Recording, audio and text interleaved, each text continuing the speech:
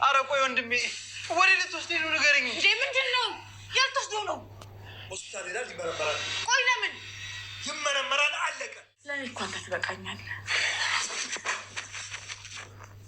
ሚራ ምንም ነገር አይበቃምሽ። እኔ ከወንድሜ የግድ አንተ በህይወት መኖር አለብህ። ይገባኛል። ይኸውልሽ ሚራ አንቺ ጎበዝ ከሆንሽ ከዚህ የተሻለ ነገር ማድረግ እንችላለን። እሺ ሮቤል አድናን አግዘኝ። እሱስ ልክ ነሽ፣ ግን ማታ ስገባ ያንቺን ስም እየጠራ ነበረ። ቆይ ከሱ ጋር ያለሽ ግንኙነት ምንድን ነው? በዛ ላይ ከወንድም ሚስት ጋር ትተኛለህ።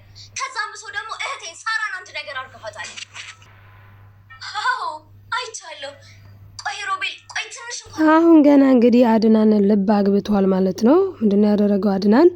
አሁን ላይ እንግዲህ አድናን ነቅቶባቸዋል፣ ባንኖባቸው። እናም እንግዲህ ሉሃና ቆይ አንተ ግን አስመርምረው ወስደው አይተህ ታውቃለህ ወይ?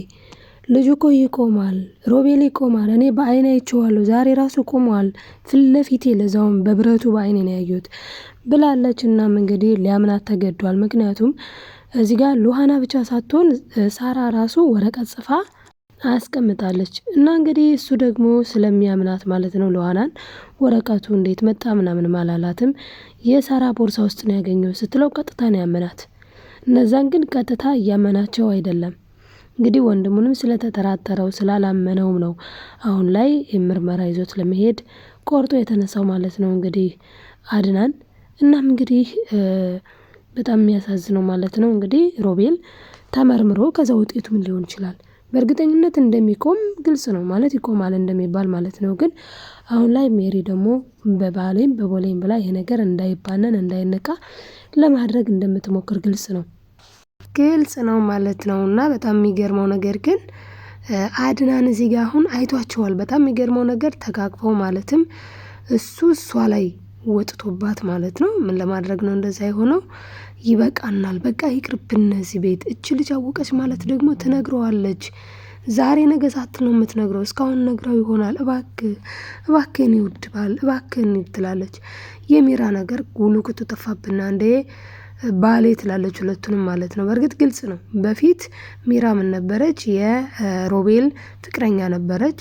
ከዛ የተሻለ ነገር እንድናገኝ ገንዘቡንም ደግሞ እንድንወስድበት ወደ ወንድሜ እንሄድ ብሎ ነው እንግዲህ ወደዚህ ያመጣት ማለት ነው። እናም እንግዲህ እውነት ለመናገር የክፋት ጥግ ማለት ነው እንግዲህ ወንድሙ አስቡት፣ በወንድሙ ላይ ነው እንግዲህ እችን ሴት አምጥቶ ወንድሙ አድናን እንዲያገባት አደረገ። ከዛ በኋላ የተፈጠረው ነገር አሁን ላይ እንግዲህ ሜሪ አድናንን አትወደውም። ስለዛም ንጹህ ፍቅር ልትሰጠው አትችልም። ታዲያ አሁን ላይ ደግሞ ምን ቢያደርግ ጥሩ ነው? አይ በቃ እኮ ችግር የለውም ሉሃናን እኮ አንተ እንደወደድካት ግልጽ ነው። ምንም እንኳን እሷ ከኔ ፍቅር ቢይዛትም ግን አንተ ስለወደድካት በቃ ካንተ ጋር ትኑር። ደግሞ እኮ ነው ያውቃለሁ፣ እረዳሃለሁ እኮ በትዳር እኮ ደስተኛ አይደለም፣ ሜሪን እኮ አትወዳትም ይለዋል ማለት ነው። አይደለም ይቅርና እንኳንስ አድናን ሊወዳት ሜሪን እኮ እንደው ሮቤል ራሱ ነገጧት ወደዛ ሂጅ ነው የሚላት። አስባችሁታን? ፍቅርን ሸቀጥ ይመስል ገንዘብ ከሆነ ሰርተው ሁለታቸው መለወጥ ሲችሉ እዚህ ጋር መተው ግን የሰው ትዳር የሰው ህይወት ብቻ በጣም ነው የሚያሳዝነው። የሰው ትዳር ስላችሁ አድናን የራሱ የሆነችን ሔዋን አግብቶ እስካሁን ጥሩ ህይወቱን መምራት ይችል ነበረ። ነገር ግን ሮቤል ክፉ ወንድም ሲኖር እንደዚህ ነው እንግዲህ። ሮቤልን ቢያደርግ ጥሩ ነው። የራሱን ሚስት አምጥቶ ለወንድሙ እንግዲህ እንዲያገባት አድርጓል ማለት ነው። በዚህም የተነሳ አድናንና ሜሪ ፍቅር የላቸውም። በነገራችን ላይ አድናን እኮ ለመባነን ብዙም ያን ያክል ድካም ሁላ አይጠበቅበትም። አስቡት እንግዲህ የሆነ ነገር በተፈጠረ ቁጥር ምንድነው የምትለው ሜሪ? እኔ ላውራው ሮቤልን እኔ ላውራው ነው የምትለው ማለት ነው። እና ከባለቤቱ በላይ ያወቀ ቡዳ ነው አሉ። ሜሪ ደግሞ ከወንድሙ እንግዲህ አድናንና ሮቤል ወንድምና ማች ናቸው። ከወንድሙ ይልቅ እሱ አዋቂ ሆናል ለሮቤል፣ እሷ ተቆርቋሪ ሆናል ለሮቤል። እኔ ያረጋዋለሁ፣ እኔ እንዲያረጋዋለሁ፣ እኔ እንዲያረጋዋለሁ ነው የምትለው ማለት ነው። ስለዚህ ይሄ ራሱ አንድ ሊነቃ ይገባል። ሌላው እንግዲህ በር እየከፈቱ ነው ሁላ የሚላላሱት ምንም የሚሉት ምናምን ማለት ነው። እንግዲህ በዚህ ሰዓት ነው ሁለታቸው አልጋ ላይ ሆነው አድናን የደረሰባቸው። እንደዛም ሆኖ ወደቀብኝ ብላ ቀወጠችው ማለት ነው። እና በጣም ነው የሚያስመስሉት። አሁን ላይ ግን ሉሃና ምን ብላለች? እና ቆይ ግን እንደ ቁመትሽ አይደለም እንደ ቁመትሽ አይደለሽም ስትላት፣ ወይ ቁመቴን አይታችሁ ነበር እንደ ናቃችሁኝ? እንደዛ ከሆነ ተሳስታችኋል። ቁመቴን ሳይሆን ጭንቅላቴን ነው ማየት ያለባችሁ ብላለች። ታዲያ እዚህ ጋር ሜሪ እንግዲህ እያስጠነቀቀቻት ነው። ምን ብትል ጥሩ ነው? ይኸውልሽ አንቺ እባክሽ ተይ እንደዚህ አታድርጊ፣ እኔም መክርሽን ስሚኝ። ሮቤል ቀላል ሰው አይደለም፣ ሮቤል ከባድ ሰው ነው ብላታለች። በዚህም አልፈራችም። ጭራሽ ሮቤል ጎትቶ አልጋ ላይ ካስተኛት በኋላ አስጠነቀቃት። በዚህም አልፈራችም። በጣም ጀግና፣ በእውነት በጣም ትለያለች ማለት ነው ሉሃና። እህቴን እስካላገኘሁኝ ድረስ ምንም አንፋታም፣ ምንም ብታደርጉኝ እህቴን ታመጣላችሁ የጣላችሁበት ቦታ እያለች ትገኛለች ማለት ነው እንግዲህ ሉሃና። አሁን ታዲያ ሉሃና ይህንን እያለች ነው። እውነትም ነው እኮ እህቷ ሳራ የት እንዳለች ያውቃል። ይህን ነገር ደግሞ የሚያውቀው እውነት ነው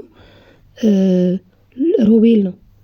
ሮቤል የት እንደጣላት ያውቃልኝ። ሮቤል እንግዲህ ገደልኩኝ ብሎ ወስዶ ያው የሆነ ቦታ ላይ ውጭ ላይ ወስዶ ጥሏታኒ። ነገር ግን እውነቱን ለመናገር እኔ ሳራ አልሞተችም ብዬ ነው የማስበው። እስኪ እናንተ ስለ ሳራ ጉዳይ ሀሳባችሁን አስቀምጡ ማለት ነው ውዶችዬ። እንግዲህ ማለት አሁን እዚህ ጋር ሉሃና ብቻዋን ተታግላ ብቻዋን የሆነ ነገር አድርጋ የምትፈጥረው ነገር የለም። ባይሆን እንኳን መሆን ያለበት ምንድነው ብዬ ሳስብ እናንተም ሀሳባችሁን አስቀምጡ። ግን ምንድነው እዚህ ጋር ሮቤል ምን እያደረገ እንደሆነ ማስተዋልና መንቃት አለበት እዚህ ጋር ማለት ነው። አድናን ወንድሙ ጥሩ ሰው እንዳልሆነ ሮቤል ጥሩ ሰው እንዳልሆነ ሮቤል ብዙ ነገሮችን እያበላሸ እንደሆነ አድናን መንቃት አለበት። በእርግጥ አሁን ላይ ሉሃና ያው አይኑን ለመጥረግ እየሞከረች ነው ማለት በቃ እንዲያስተውል ለማድረግ እየሞከረች ነው ያለችው። ለዚህም እንግዲህ በተደጋጋሚ በባለፈው ራሱ ቆሞ አይቼዋለሁ፣ በአይኔ ቆሞ አይቼዋለሁ ስትል ሮቤል አላመነ። ሮቤል ቆሞ በአይኔ አይቼዋለሁ አለች ማለት ነው ሉሃና። በዛ ሰዓት ታዲያ እንግዲህ አድናን ማለት በእርግጥ አመናት። ካመናት በኋላ ግን ምንድነው ያደረገው? ሄዶ ናቁም ብሎ ሊያቆመው ሲሞክር በጣም ነው ያስመሰለው። ለምን? በጣም እጅግ ሲበዛ አስመሳይ ስለሆነ ማለት ነው። ሮቤል በጣም ሲበዛ አስመሳይ ነው እውነት ለመናገር። ስለዚህ እሱ አስመሰለ። ካስመሰለ በኋላ ምንድነው ያደረገው? እንዴ ወንድሜ አውቃለሁ እኮ በሽተኛ እንደሆንኩኝ፣ አውቃለሁ እኮ መንቀሳቀስ እንደማልችል፣ የዚህን ያህል ግን እኔ ሼም የሆንኩብህ አልመሰለኝም ነበር። ለካ ሼሙኝብሃለሁኝ፣ ለካ ሼሙኝብህ ነው። ብቻ የሌለ ነገር ፈጥሮ ማለት ነው። እና በዚህ ሰዓት ታዲያ እንግዲህ በነገራችን ላይ ሮቤል በጣም አስመሳይ ልጅ ነው፣ በጣም ሲበዛ ማለት ነው። ለዛ ነው አሁን በጣም እያስመሰለ በዚህ ልክ ድራማ ማለት ነው። እንግዲህ በተለይ አልጋ ላይ ወድቆባት ያገኛቸው ሰዓት ላይ በቃ ተዋርዶ ነበረ። ለዛም ነው ሂጂ በቃሽ ሂጂ ውሃ አምጪ አላትና ሜሪ ውሃ ልታመጣ ሄዳ እያለ ምን ቢሆን ጥሩ ነው ውስጥ ላይ ሆና አኬሽን ሆና ወይኔ ተዋርጄ ነበረ ዛሬ፣ ወይኔ ፈጣሪ ያወጣኝ ዛሬ እኮ ጉዱኜ ነበረ፣ ተዋርጄ ነበረ ስትል ያን ሁላ ስትቀላመድ ማለት ነው። ማን እየሰማ ነበረ? ሉሃና እየሰማቻት ነበረ። ምነው ተዋርደሽ በነበረ እያለች ማለት ነው ያኔ እንግዲህ እና እንግዲህ ያው መዋረዳቸው የማይቀር ነገር ነው። ሊራዝም ይችላል ሊቆይ ይችላል እንጂ ግን በዚህ ልክ ግን ማስመሰል፣ በዚህ ልክ መዋሸት፣ ወንድምን በዚህ ልክ የወንድምን ሚስትም እንደዚህ በእርግጥ የወንድሙን ሚስት ለምን አማገጥ አንልም፣ ግን የወንድሙን ገንዘብ በዚህ ልክ ለምን ተመኘ ነው የምንለው እንጂ። ምክንያቱም እዚህ ጋር እኮ ሚስትነቷ በመጀመሪያ ፍቅረኛነቷ ለማናት እሷ ማለት ነው ለሮቤል ናት። የሮቤል ፍቅረኛ ነበረች። ከዛ በኋላ ሮቤል ጋር ተፋቅረው መኖር አይችሉም፣ ምክንያቱም ገንዘብ የላቸውም። ስለዚህ ምን አደረጉ? ፍቅራችን እንዳለ እንዲሁ እንዳልን ለምን እኔ ወንድም ቤት አንገበም አይነት ነገር ማለት ነው ስንረዳው። እና አሁን ላይ ታዲያ እንግዲህ ሉሃና ሁሉንም ነገር እንደምታዋጣው ግልጽ ነው። ሳራ ደግሞ ትመጣለች። የእውነቴን ነው የምላችሁ ሳራ በእርግጥ ሳራ እንደምትመጣ በጣም ግልጽ ነው። እንግዲህ ሳራ ራሱ የጻፈችው ደብዳቤ በጣም አሪፍ ነው እዚህ ጋር። ምክንያቱም ይሄ ደብዳቤ ባይኖር ኖሮ አሁን ላይ አያምናትም ነበረ። ሉሃናን እኮ ስንት የነገረችው አድናን እባክህ አይነን ግለጽ፣ አድናን እባክህ ንቃ፣ አድናን እባክህ ብትለው አልነቃ ብሎ በቃ በጣም አንቀላፍቶ ነበር አድናን ማለት ነው።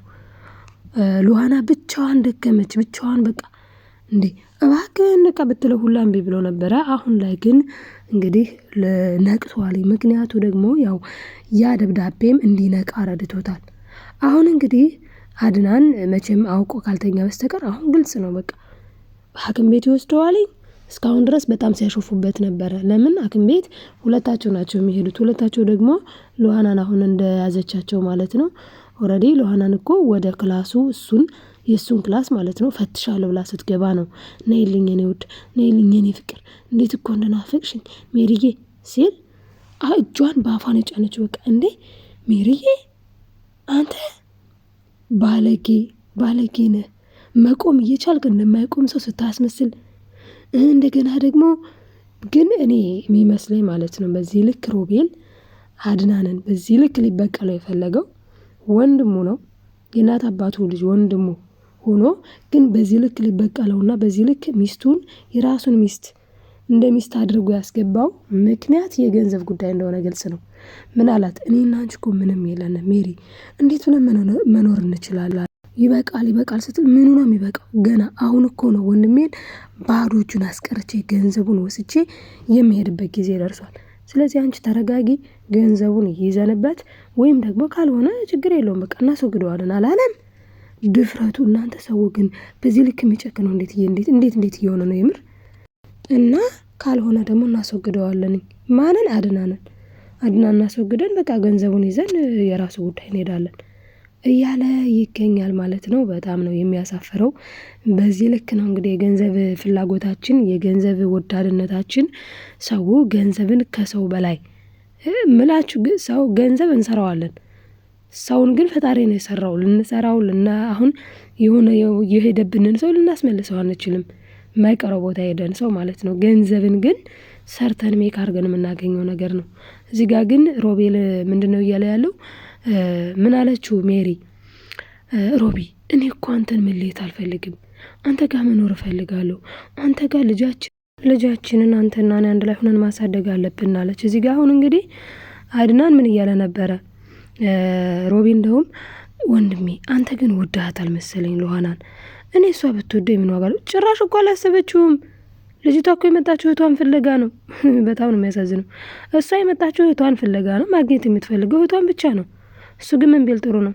በቃ ወደሽኛል ማለት ነው፣ በቃ አፍቅረሽኛል ማለት ነው። ሜሪ ናት እንጂ ደግሞ ጭራሽ ለአድናን ሄዳ በቃ እኮ አፍቅረው ነው። አይገርምም? ፍቅር ይዟት እኮ ነው። እኔ የምለው ፍቅር እንደዚህ ነው እንደሚያደርገው? እንዴት እኮ እንደሚያደርጋት ብታያት እኮ። ለነገሩ አፍላ ፍቅር እኮ እንደዚህ ነው የሚያደርገው። አይገርምህም? አዎ እንደዚህ ነው ለካ የሚያደርገው። ይገርማል እያለች ጭራሽ ልጅቷ ፍቅር ያልያዛትን ልጅ በቃ ፍቅር ይዟትን ብላ አስደመደመች ማለት ነው። ምንም እኮ ጭራሽ ሁሌ ያላላትን እኮ ነው። በጣም ይገርማልኝ። እና አሁን ላይ ግን አላማቸውና እቅዳቸው የሁለቱ ይከሽፋል። ምክንያቱም እነሱ አስበው የነበረው ምንድነው? በቃ ሉሃና እኔን እንዳፈቀረችኝ አንቺ ታጠጋጊያለሽ፣ አፍቅራዋለች ምናምን ትያለሽ፣ እኔ ደግሞ ወደ እሷ እንዲገለበጥ እሱ አይ ወንድሜ እኔ እኮ ችግር የለውም እኔ እኮ የውልስኪኝ ሰርቼ አልበላ በልጅነት ጦሬታ ሁኝብህ አንተ ላይ ወድቄ እያየህኝ አግብቼ ምን አረጋታለሁ? ባይሆን አንተ አግባት፣ ለአንተ ትመጥናለች፣ ደግሞ ፍቅር አለ ይታያል እኮ በነገር ላይ ወንድሜ አይነህን እኮ እስቲየው በጣም እኮ ነው ያፈቀርካት እንዴ። ሜሪ ደግሞ ፍቅር እንደማትሰጥህ አውቃለሁ በቃ ሲለው ጊዜ እንዴ ሮቢ ምን ሆነሃል?